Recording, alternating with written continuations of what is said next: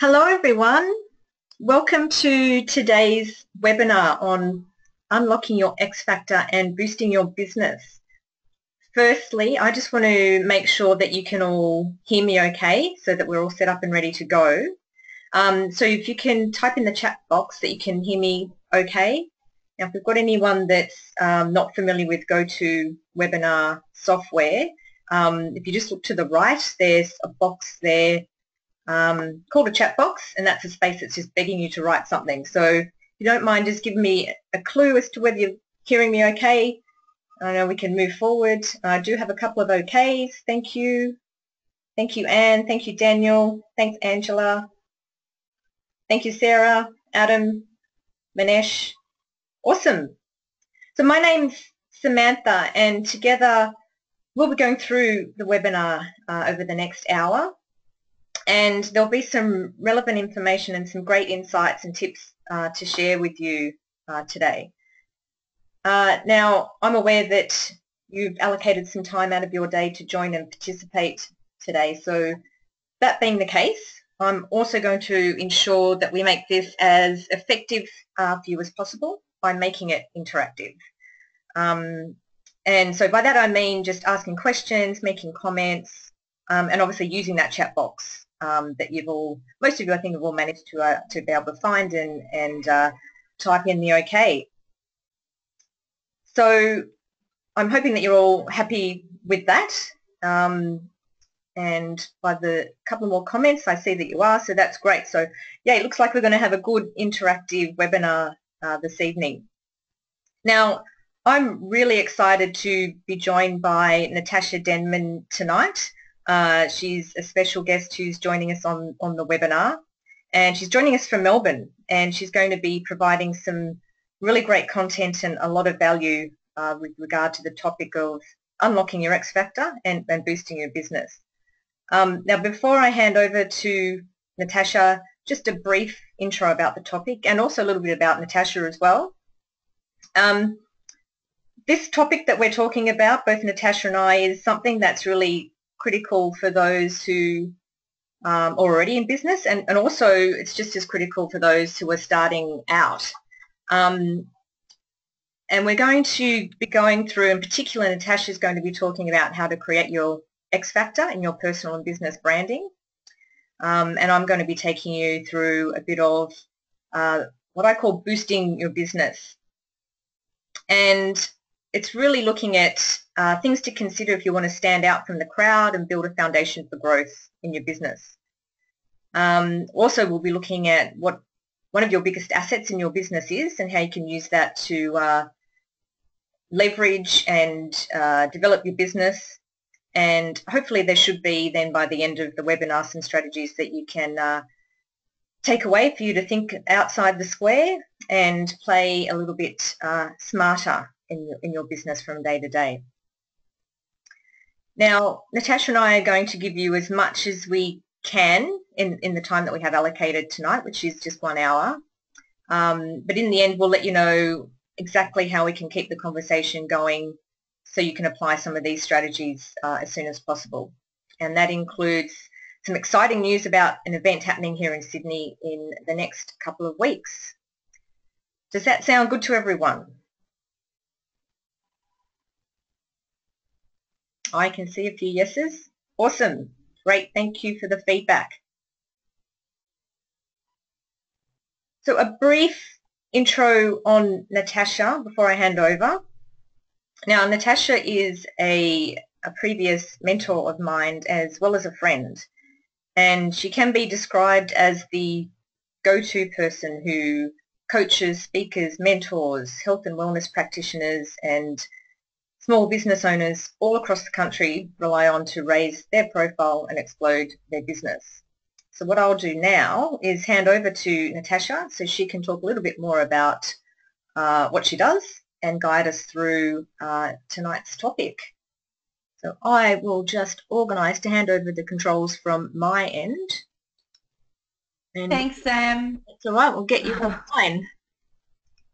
Awesome. We're just swapping across our PowerPoint presentations, guys. Awesome. I'm going to show my screen. and I'm going to play my slides from the start, and I hope that you can see that. Now, before, when you were typing in some answers or questions to Sam, I couldn't actually see any comments, so if you are going to comment or say something, maybe I'll get Sam to alert me to it, because she's the organizer of this webinar, and I don't think I have those controls, unless you guys just want to try the questions box. There is two boxes. One is called questions and one is called chat. Of course, you can use both, but I didn't see anything appear in my chat box. I wonder if you can try the questions box to me and say a quick hello, and I can see if your name pops up. Otherwise, that means that I cannot see any interactions. Just be speaking and letting Sam interrupt me. Is that cool, Sam? Yeah, that's fine. Okay, yep, nothing is coming up at my end. Is anything coming up at yours? Has Yeah, anyone... they're coming through to me, so everyone's saying hello to you, so I can see them at my end. All right. Thank you so much. Okay, so then I'll just ignore at my end chats and questions. If anything pops in, Sam, and also you're more than welcome to jump in and comment anything on what I'm talking about. We've known each other now for a little while, and thank you for hosting this webinar for your community, and I've blasted it out to some of mine. So welcome to everyone that's on the call. So I will be taking this first part, and then we'll be sitting back and relaxing and listening to Sam's insights. So I'll be taking up the Unlocking Your X Factor, and she'll be showing you how to boost your business. So we'll be going for about 27-30 minutes from now, and then I'll hand the screen back over to Sam. So thank you for the lovely introduction, and just a little bit of a background story of who I am. I recently celebrated my 6th anniversary in business, and had started exactly on my birthday 6 years ago, 24th of May 2010, where I graduated as a life coach as such, and went out into the world not knowing a thing about business. And very, very soon I realized that one of my biggest issues was not so much the expertise or what problem I was solving, but obscurity. And what do I mean by obscurity is that no one knew me from a bar of soap, and therefore I didn't have the impact or the income revenue generated to be able to sustain my life. In those first 12 months, I generated $7,000 of revenue and still kept my part-time job. I had my first child, Judd, there, who was 18 months old at the time. And about 6 or 7 months in, I decided, after being at a networking meeting and meeting with a printer afterwards, who said to me, "Hey, Nat, you know so much about human behavior and mindset, and you're passionate about these things. You should write a book." And I didn't think twice about it. I actually thought, oh, what a great idea. It'll be my best marketing tool and my business card on steroids. And I wrote that first book that you can see on the bottom left of your screen, called The 7 Ultimate Secrets to Weight Loss.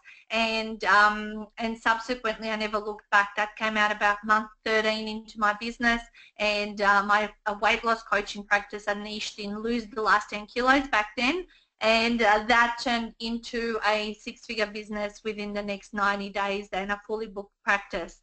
So over the years, you can see that I've now published 7 books, the latest one being Bums on Seats. And I'm commonly known as the Ultimate 48-Hour Author. That is my core business, and I take people away on retreats. Sam was at our May retreat last year, where she wrote her book, Ditch the Ladder. And we've now helped over 120 small business, service-based business owners publish their books successfully, as well as have run and about to run our 12th retreat. So that's what's been happening for the last 3 years. So you could say that I have definitely moved from obscurity to a bit of omnipresence here in Australia. A lot of people do know me. I travel across the country, as Sam mentioned. I will be up in Sydney in a couple of weeks' time, and I go to all the major cities, and even Hobart and Canberra, which are not too big, but I still make it out because I love meeting people and connecting and continuing to build my network. Which funny enough, as you guys know, there is a saying that your network is your net worth, and I'm a big believer of that. And my core tip, before I even get into the other stuff, to you guys is, if I could tell anyone who's starting out right now what to do, in a business to give themselves the advantage, that is to attend at least 2 face-to-face networking events a week regularly, and that means that you will have attended over 100 events in the year. Some weeks may attend 3 or 4, and other weeks none if it's the Christmas break, but that's been my rule of thumb. I've been to over 600 events, and this year actually the goal is to speak at and host 100 events, and I'm up to event number 52. Just recently, 2 days ago, got back from Thailand. I was away there for 3 weeks. So that's my story.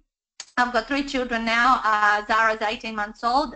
Mika is about to turn 5 in 3 weeks, and we live in Melbourne, who's very dark and gloomy of late after coming back from Thailand. So love our life. We do live our ideal and ultimate lifestyle, as I like to call it, but that didn't happen obviously for about 3 years until my husband was able to leave his day job and join me, and since we kind of work for about 8.5 months of the year and have fun 3.5 months. So my motto is work hard, play hard, and yeah, if you want to follow my blog, jump on my website, and which we'll share some details of later on.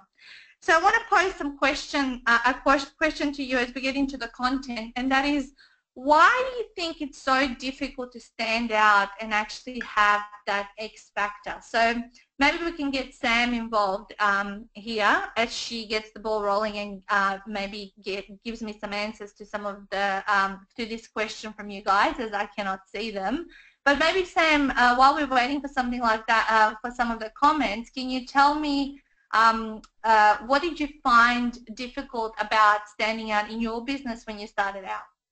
Yeah, well, for me, starting out not that long ago, coming from a corporate environment, I was in an environment where I didn't really then know anyone. I didn't have many people in my network. So I felt though I was like no one knew who I was. So you can't stand out if no one knows who you are and you don't know who you should be connected with. Yeah, yeah, I Yeah. love it. Are there any comments from? Yeah, I have something from Anne. We're not sure what is the right thing to do. Yep. Oh, good. Yep. So not knowing like what are the right actions to take in order to stand out. Perfect. Thank you for that, and we'll talk about that in a second. Yeah, we've got Daniel as well, who said there's so much noise today. People get bombarded with spam, etc., and can become immune. And yeah. So mine as well. Yeah. Cool. So kind of everyone's saying the same thing, and you don't have any differentiation. So what is your point of difference? How do you, I guess, become more disruptive?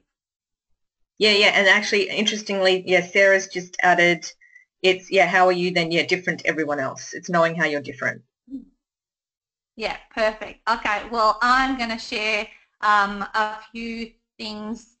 I always teach guys things that I do and how I do them, and then so that you can model it for yourselves, because I don't believe in teaching something that I don't do myself. And I always say to people, I've never done cold calling in my business, as in picking up the phone and ringing someone completely out of the blue. And I said I will never teach that because it petrifies me. So I'll only teach things that that have worked for me and have helped me gain that advantage. And I already shared that one first tip for you is building that network of people that know of you. It doesn't matter if what you do is common or done by many people. The more people you make the effort to meet and make friends over a period of time, they will have that emotional attachment to seeking you out first for that particular problem that you solve.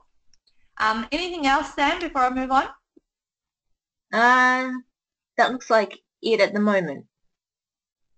Okay, perfect. All right, let's get into it. So let me talk about what the problem around getting the X factor is and what people do wrong on their journey to building their businesses, because first of all, we need to understand the problem before I give you some solutions. And let's go through some of my key points that I have observed. Often people approach me and they say, I just nothing's working. I've been doing this for 2 or 3 years, and I just want to give up because nothing is working. Usually these are the things that they have been doing that are preventing them from getting into a more viable business. And number one is over-investing and under-implementing. What does that mean? Well, way too many people get stuck into learning. I'm investing in this program. I'm investing in this marketing course. I'm doing something good. Of course, you've got to invest to grow. And don't get me wrong, I have invested myself over $100,000 in the last 6 years in my education and mentors and programs that I've done, which I heavily obviously invested in more so in the first 2 to 3 years. But one thing I never did is left things on the shelf. So a lot of people underutilize. They get hooked on study, but no action. So if you have been one of those people, please stop studying and start doing. You only need to do so much study. I actually, as part of my initial course that I was involved in, I had many other upsells to other programs that I never took up along my journey. I just invested in that one program, and I had more than enough actions and resources to build the business. And often people would ask me, well, are you doing this other program? Like, how do you know all this stuff? And I don't know. I just keep taking action. So even just sitting on this webinar, make sure that you haven't wasted your hour, that whatever we've said tonight, pick out your 2 or 3 things that you're going to take action on after tonight. All right, jumping steps too early. Sometimes people want to grow their business so rapidly, get to that ever so wanted passive income, yet they haven't bothered to build their reputation offline first. How are you going to make money online if you don't become famous offline? And I'm a big believer that you've got to be famous offline first before you're famous online. And that's how you will then end up having the reputation, and you're going to have more traction online.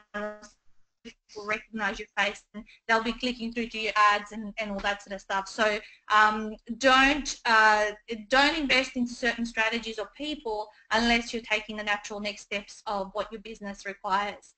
Then there's those people who don't invest at all. They all say, I can do it all myself. No one needs to. I don't want to pay anyone $200-300 an hour or $5,000 a month or whatever it is, which is all things that I have done in the past, and that's silly. That's the complete opposite, where they go, I just can do it all myself. I have a friend of mine who's been in business 11 years, and she has not moved beyond 6 figures in her business. She's just at the same point year after year because she just wanted to do it all herself and never invested in one course or one mentor. I got a hat off to her that she stuck around and been in business for 11 years, but I surpassed her annual income within 2 years because I invested in courses and mentors and actually took action. So my business has now been at the 7-figure mark for the last 3 years. We run it from home, and it's just myself and my husband and a virtual assistant. So investing in experts does help. Over-investing doesn't if you're not taking action. A lot of people wait for their ducks to line up. When this happens, I'll do this. If this happens, I'll do that. The best time to do something is when you're not ready. Go where the fear is. Go where you feel sick to your stomach to do something. That's one of the things that a lot of people let themselves down on. That's a mindset problem, and people can get coached out of it. Doing the wrong programs that make you feel good but don't have structure and steps. Sometimes we can meet certain people that may seem nice, and we do get that emotional attachment to them, but they have what I like to call fluffy programs, and they make you feel good, but they don't really give you a lot of strategy and steps that will move your business forward. And ultimately, the biggest a couple of things which are also mindset based is people have a fear of success and standing out. If I succeed or if I stand out, oh my God, I'm open to criticism. What if I'm not good enough? The imposter syndrome comes up. Therefore, what if I get too busy? For parents, like mums like myself, I often get a lot of other mums following me, and they say, oh my God, if I get too busy, I'll never see my kids. Well, it's BS, because if you don't have enough funds to look after your family, you've got to be working a lot more, which means that you won't have enough time. I've just spent 3 weeks with my kids intensely on our break. We spend a whole summer break together. And yes, I work hard, but I also play hard and have a lot of time for connection and daily contact with them. So it's not true that you'll get too busy if you become successful or stand out. And ultimately, so much limitation around people having, oh, but money is not important to me. I'm not doing it for the money. Like, seriously, that's a self-sabotage pattern in itself. Of course, money is just an energy exchange. It's the great equalizer. Someone gives you value, you've got to pay for it. You give someone value, they have to pay for it. So, I want you to just think about money is not dirty. Money is there to establish value, and those who provide amazing value in return will have awesome and amazing lives. And ultimately, money does more good things because then you can give back to the community and donate to charities and do the good work. Often the mistake that is also being made is people go for their heart projects before they're before putting food on their table. So they want to do something good for children, disadvantaged countries,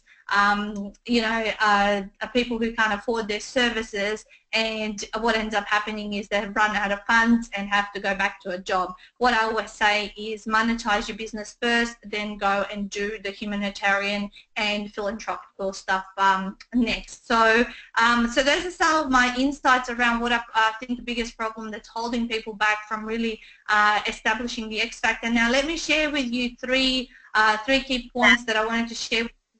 Yes, Sam. I just wanted to add that Daniel really made a good comment that you need to become comfortable feeling uncomfortable, which is also one of my favorite comments as well. Yeah, I love that one, Daniel. I so love it. I often, I didn't say it tonight, but I actually use that line quite a lot.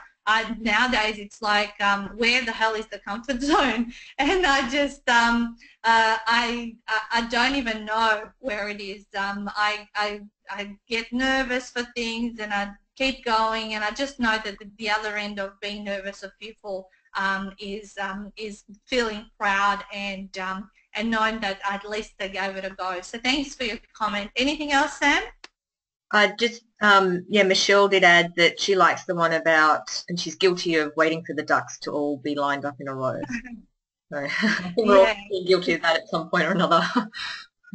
Yeah, so maybe write down the little famous line, the best time to start something is when you're not ready, and post it up somewhere on your computer screen. And we never feel ready to do something. I didn't feel ready to start my business 6 years ago because what I didn't share with you guys is my husband lost another business, and it was a defining moment of not knowing what was going to be around the corner. So it was like it's out of our worst moments that our biggest blessings come to life. So embrace those moments when you're being challenged, and if in your gut you feel sick, that just means you should go and do what you need to do.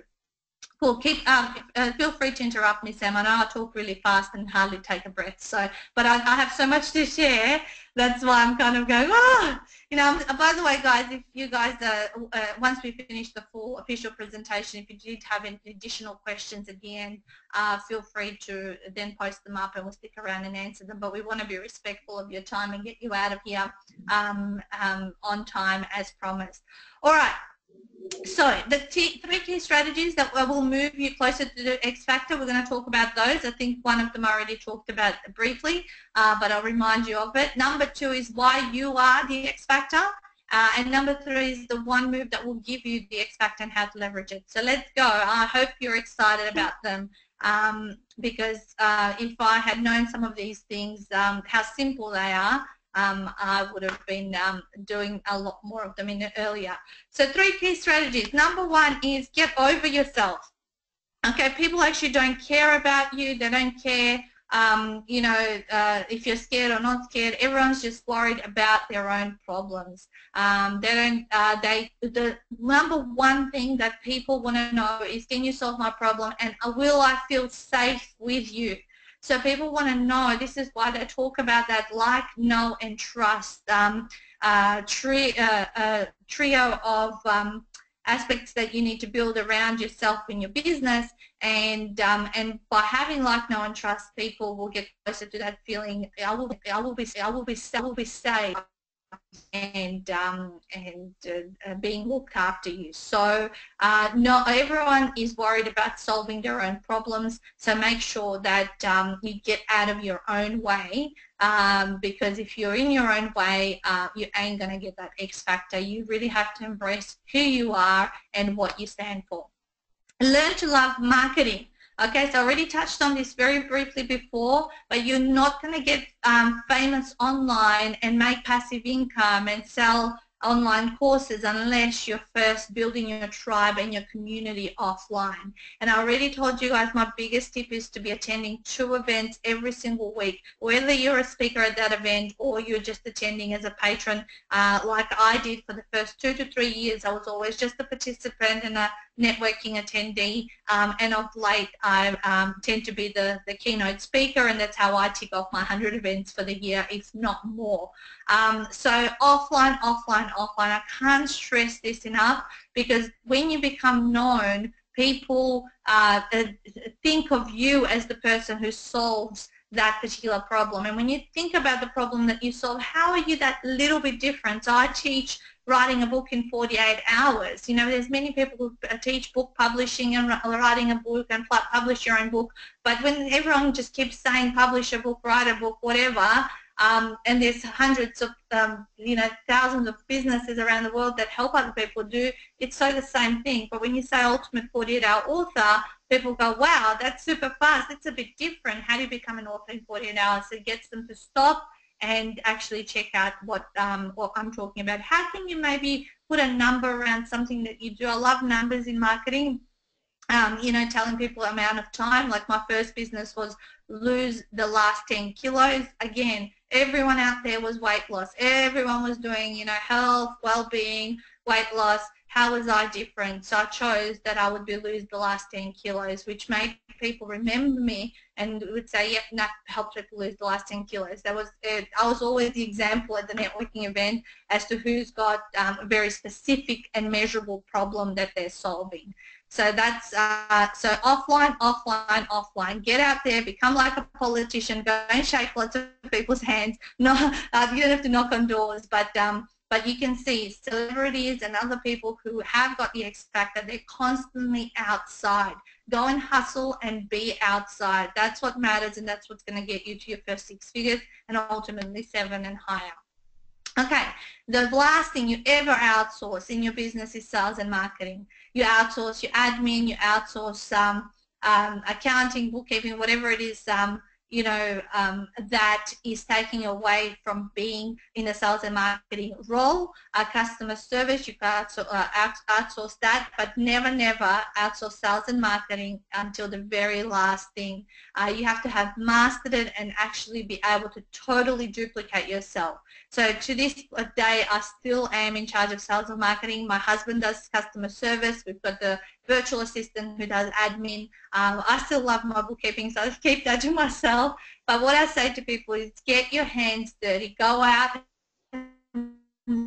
there, because hard work is always rewarded, and if you do the work, you will get the outcomes. And sales and marketing is about being in front of people and building that trust, like and know all the time. So they're my 3 key strategies. So love, but no point in being the expert, no point in being the, yeah, go for it. I just got a question for you from Daniel. Yeah. What happens if you're not good at sales and marketing? What happens if you're, sorry, you cut off? What happens if you're not good at? If you're not good at marketing, go and invest and do courses that are going to teach you marketing and sales and learn the steps on how to do it. How did I don't have a marketing degree. I didn't have any business experience prior to embarking on this journey 6 years ago. My role before this was that I was in the optical industry just as a store manager for the previous 12 years. I read books, I invested in courses that would teach me not just how to be, say, a coach, but how to market myself. I invested in master classes, and of course I've had 3 mentors on this journey one-on-one, and just went to webinars just like you are tonight, and learned it, kept putting things into action. Now people think I I have got this PhD in marketing that I teach people, and it's just learn from other experts. Yeah, Anne has just added very good tips. Thank you. Oh, thank you. Awesome. Thank you. Anything else? Yeah, Daniel just wants to know, did you pay for mentoring? Yeah, absolutely. My first mentor cost me $650 a month. I had him for 2.5 years. My second mentor cost me $1,000 a month, and my third mentor a whopping $5,500 a month, which I felt sick to my stomach to pay, yet I did, but that was the mentor that enabled me to take my business to 7 figures.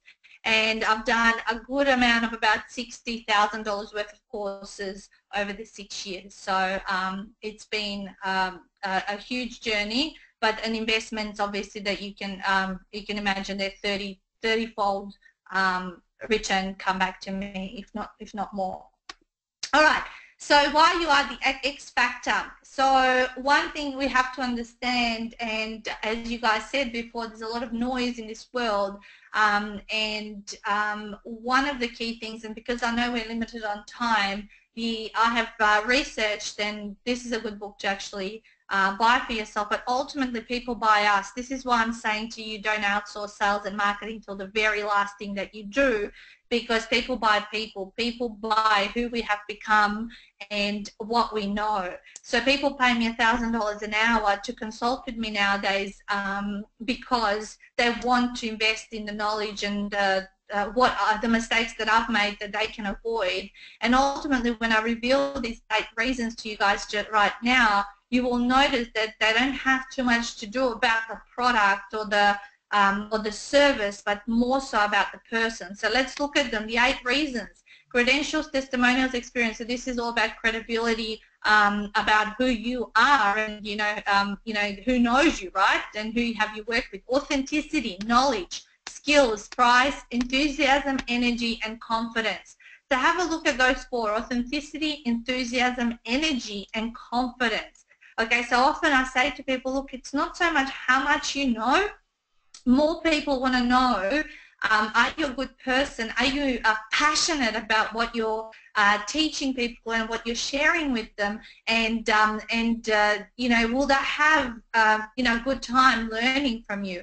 And confidence and certainty sometimes sell more than knowledge and skills. Even though that's important, as we can see here, they're number 3 and 4, but you can see that 4 or 5 of these are personality based. The moment I actually realized that there's no other Natasha Denman in this world, that I can only be the only one who delivers the experience that I do in my programs and my retreats, I knew that I was in no competition with anyone else. I don't even look at the competition. I'm not interested in them. I look at my own backyard. I go about doing the best I can to provide the best experience to my clients, and the rest is history. I don't tend to go, oh, who's marketing this and how are they going, who are they attracting. I just go and do my own thing and trust in myself. So the day you realize that there's only one of you with your DNA, and you can do only what you can do, then people are going to buy into that. So how are you different and differentiate yourself? You are the X factor. You have to you actually have to think that you're eating a bit. You have to think that, because if you're not sold on yourself, no one else will be sold on what you sell and who you are.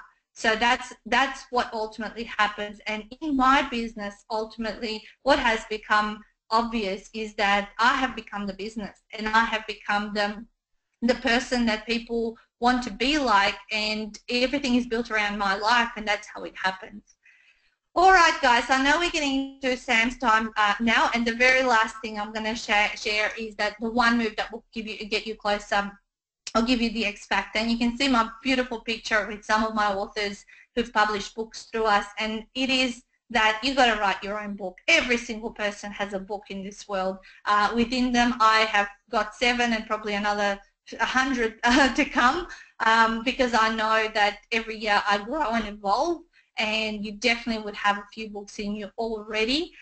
If you think that every single person in this world or at the moment seems to be talking about writing a book, well, they're not, because the mindset to write a book is a unique one. It's still a very, very rare thing that people do, is to publish their own book. So my thing is, the book opens up so many doors and so many opportunities. It is truly your business card on steroids. And from this slide here, which I'm not going to go into detail, the leverage of your book, and this can be expanded on even more nowadays, because these are just some of the things I've been able to achieve through publishing books. There's way more to this to be added on, because it's something that I created about 18 months ago. I've done so much more to this in addition. But these are the things that a book can get you to and can make you stand out from everyone else. In over 600 events that I have attended, I have only come across 2 authors. Now that's a hell of a lot of people, and only 2 authors, and they're the ones that usually take people's attention. So my parting words before I pass over to Sam or grab a couple of final comments from you is that people don't buy what you sell. They buy what you believe. So I trust this has been valuable. Sam, any comments or questions? Yeah, I think the topic of mentoring is popular tonight. Yeah. A question from Andre. Yeah. Quite a long question, so I'll just paraphrase. Can you please explain how you look for mentor? Some say it's not good to and pay for mentoring. Shouldn't a mentor? Sorry, Sam, you keep cutting out. Are you talking into your headset, because you seem far away and then close? Oh, okay. Hold on a second. I might just.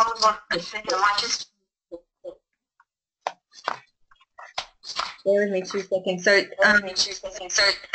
the question is on mentoring. Yeah.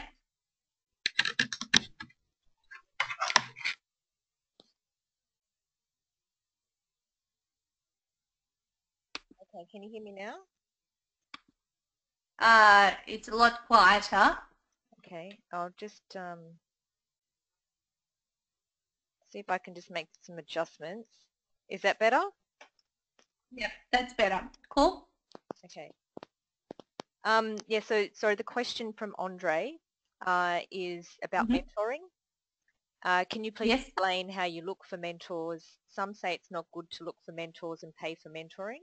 Shouldn't a mentor appear in your life in a more natural way? Yeah, totally, Andre. That's exactly how it happened for me. When the student is ready, the mentor turns up. I've never once looked for my own mentors. I absolutely have paid for them. I don't believe in not paying for a mentor, because I don't think you're going to do the work if you end up getting it for free.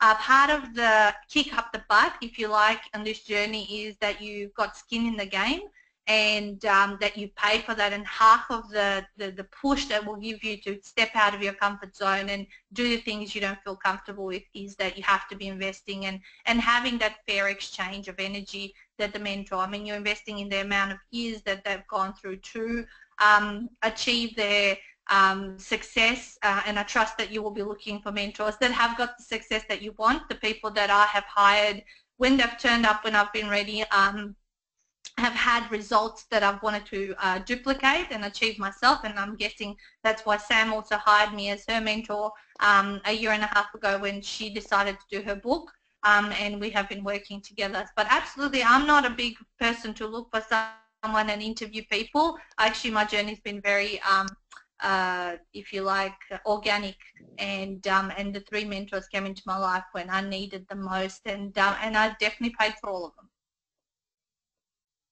Great. Awesome answer. And Andre said, thanks for sharing your experience. You're welcome. Shall I give you back the screen, Sam? Yeah, that'd be great. And you can hear me all right now? Yep, you're coming through.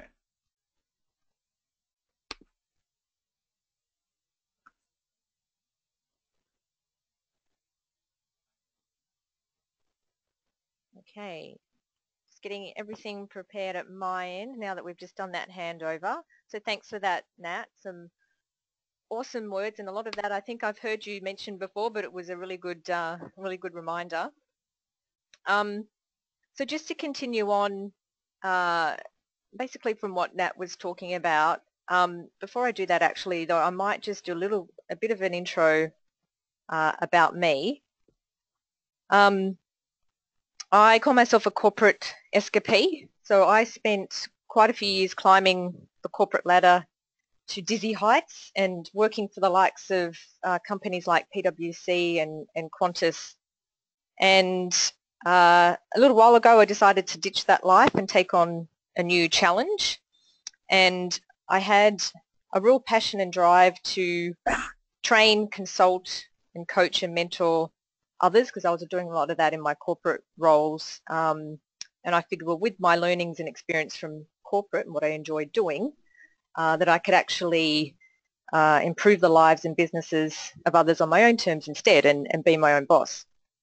And through my training and consulting business, the Innovation Agents, and my coaching practice called Ditch the Ladder, I have a common theme, which is to empower people to play smarter, not harder, focus on strengths and be creative and go from good to great.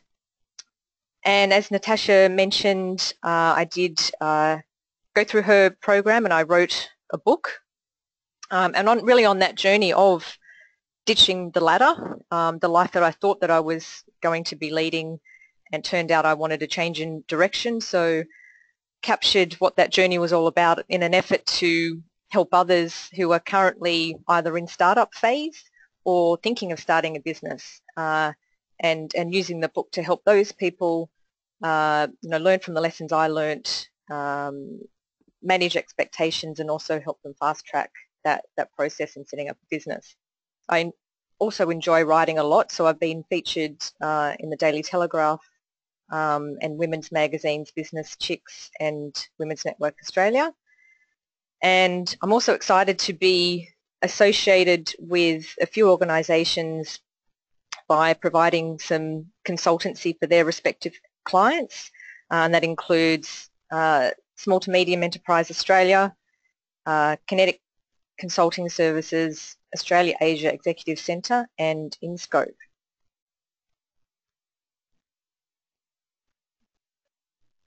So extending the theme that Natasha has introduced, I'm going to just talk probably over the next 10 minutes or so, and something I could talk quite a lot about, but I will condense it into about 10 minutes. I'm going to talk about what the biggest asset in any business is, and in your business, and that is that your customers are your biggest asset. So Natasha's talked about building your brand and putting yourself out there, and the things you can do to rise above the competition and attract new clients. So what I'm passionate about talking about and sharing with others is, well, once you secure those customers, what do you do to nurture them? How do you make sure that they stay with you? How do you make sure that they do act as your biggest assets? Because your existing customers can bring you more, and they can also provide you with a greater return as well. And these days things are changing very quickly, and your customers, and if you think of yourself as a customer, you have so much more choice. There's so much more information available. So generally, as customers, we want more. We want to be listened to, we want to feel respected, and we want to be rewarded for loyalty. So if you put yourself in your business owner shoes and thinking of your customers, it's that real need and demand that's becoming more and more prevalent these days. And even more important in business today, and especially in particular in small business, is it's not just about customer service. There is an experience that your customers go through when they purchase your good or service. So it goes beyond just being polite during a transaction. It's experience that starts when, before a client is even a client of yours. They would have done some research beforehand to find out about you. They would have spoken to other people. And then after their transaction, there's certain things and interactions that take place. So that whole journey that a customer goes on is quite critical, and it's important to be conscious of that. So I have 3 strategies to consider, just to quickly take you through. And again, like I mentioned, I could talk about these things for hours, so I have tried to just condense into some of the key components, but I'd be interested as we go along if you've got any input or questions. So the first one's consistency. So just I was talking about that whole concept of your customers go on an experience with you. So that involves a lot of components in regards to what your business needs to do and provide for your customers. So you can't just be performing good in one part of your business and have a lesser experience in others. So for example, if your customers have a great online experience, so your website might be really fantastic and it's really easy to navigate and they know what they're doing, but then if they then need to go into, if you have a store for example, or they need to have a conversation with someone in your business, but the experience isn't quite the same, that means then the overall experience is really going to fall short for that customer. So it's really important to consider that inconsistency can really, and it's little things in a process, can really drag the whole process down and really lower that impression of what a customer might think of your business or your good or your service. And as we know, generally consistency pays off in a lot of things within business. The second one is just making it easy to do business with you. And part of that involves, well, having a source of information that can help your customers help themselves. So in this day and age, more often than not, a potential customer will check your website before they might interact with you. So having an effective online presence, website, whether it's LinkedIn, Facebook, that can guide your customers to information or answers that they want can really save them time and frustration, and it ensures they don't start looking elsewhere and instead that they come to you for information or to do business. And there's also proof that, and a lot of big businesses who are doing well in this space really do help prove this, that really engaging employees in your business, for those that do have employees, making them feel happy and wanting to be at work not only improves their retention rates but also really contributes to how they treat customers. We've all been in those situations where we've probably called a call centre and you know straight away that the person you're talking to, they don't want to be there. You can tell it through the phone. You don't even have to see them or see any facial expressions. So that whole concept of really feeling, wanting to be at work and feeling engaged at work really does help in terms of the service that's then provided to customers, any business. And yeah, Daniel, that's perfectly true. You can hear a smile over the phone. Definitely agree with that. And also in terms of making it easy to do business with you, it's all about having efficient and effective processes working internally within your business. So really investing the time to evaluate, improve and streamline the processes that you have within your business to make sure that they are seamless, and to also make sure that yourself and your staff are happy with those processes and they seem to work, also really goes a long way to showing your customers that you're easy to work with. A lot of businesses do fall down where there's broken processes or processes that don't really work well. They're not often seeing that connection that, well, it is actually having an impact on the customer. And we all know, if we put ourselves in the shoes of a customer, when we can see that processes aren't quite working as well as they should be, and it certainly does impact us. So it's something that sometimes does get neglected or forgotten, but it's actually really, really important to consider. And for those who are just starting out, in business, it's something to keep in mind as well, is to try and get your processes, working well from the beginning, because it certainly makes it a lot easier as you start to grow. And the third one is all about listening.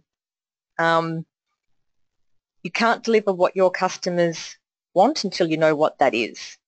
So there is a real need for us all in our businesses to really understand what it is our customers need and want. And sometimes it is that simple exercise of asking the question. It doesn't need to be too complicated. In big business, they'll do surveys and they'll do focus groups, but in small business, it's a lot easier. All we have to do is we know our customers generally pretty well. We just need to ask them, are they getting what they want? Are they getting the value that they feel they should be getting? And ultimately, if you're doing something that your customers don't want, then it just means that you need to stop it. But also, in addition to listening, being professional, being courteous, just showing empathy, showing that you have a can-do attitude are all really important and all really make your customers feel better. And being authentic and showing that you have passion can really impress people and satisfy people. And I've got this quote on screen from the CEO of Zappos, and it really does point out that there is a difference between being human and showing your care, and on one hand, but then on the other hand, being inattentive and having disregard. And at the end of the day, we're all human, so we all have that ability to be able to show that we can care and that we can connect. So it's really important to do that. And the other key component to listening, which is sometimes also something that's forgotten, is really understanding the feedback mechanism. Our customers can also be our best judge of how things are going. So listening to what they have to say about how we're performing in regards to our goods and services gives us really good insight into what's working well and what's not. And it's not a case of if you get some feedback from a customer that's not so great that it's time to hit the panic button. It's actually should be seen as an opportunity to show that, well, that might be something that needs to be fixed or improved. And showing that you do that can actually even impress the customer even more. A quote I heard recently, which probably really sums up customer experience and customer focus, and it's not a recent comment, it's actually quite old, but it's something I'd only heard recently, from Theodore Roosevelt, that said, "No one cares how much you know until they know how much you care." So in summary, treat your customers well, and they'll save you time and money attached to any marketing activities that you need to do, because by telling others how good you are and increasing the word about how good you are via referrals is a great way to get business.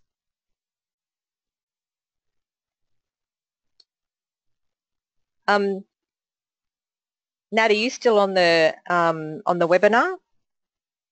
Yeah, I'm here. Okay. Listening.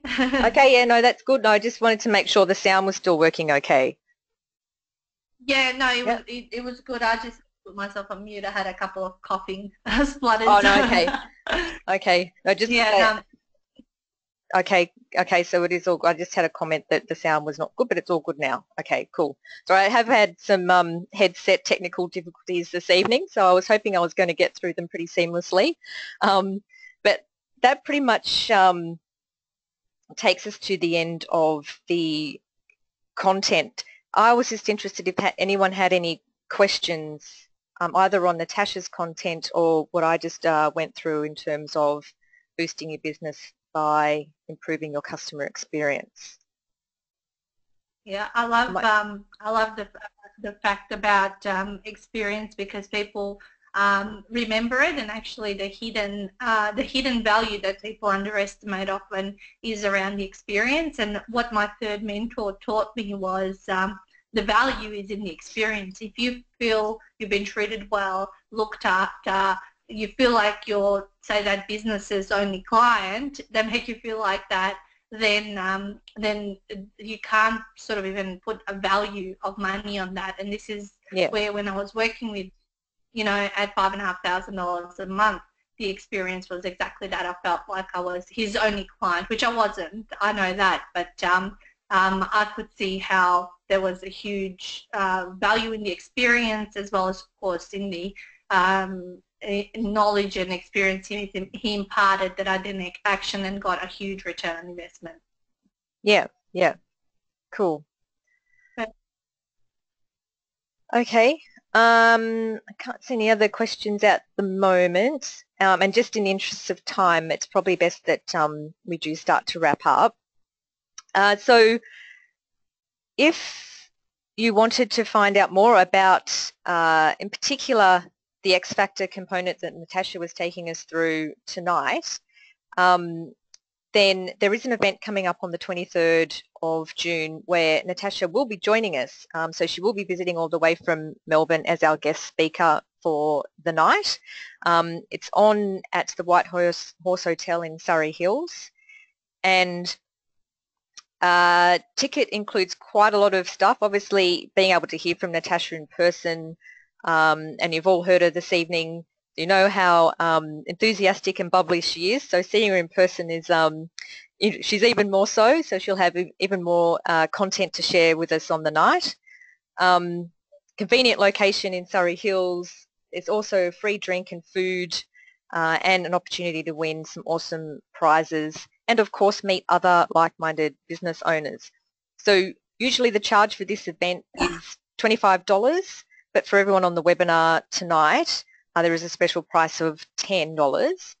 And what I can do is just copy the link.